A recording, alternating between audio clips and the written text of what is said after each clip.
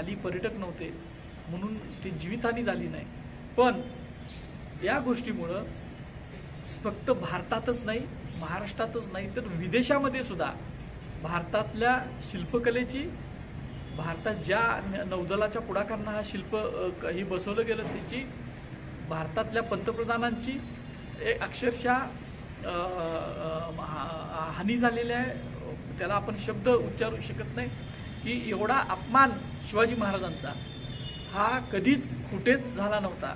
शिवाजी महाराजांनी बांधलेले किल्ले हे 350 वर्ष होत आली, आता त्याला भर समुद्रात किल्ले आहेत ते अजूनही अडीग आहेत, अजूनही ते लाटांचा, उफानत्या समुद्राचा लाटांचा मारा सहन करतात, वादळ वाऱ्याचा करतात। आणि 8 महिन्यामध्येच आधुनिक पद्धतीनं बांधलेलं आता तंत्र पुढे गेलंय, 8 महिन्यामध्ये शिवाजी महाराजांचं शिल्प पडतंय, त्याच्यासारखी नामुष्कीजनक घटना कुठलीही नाही।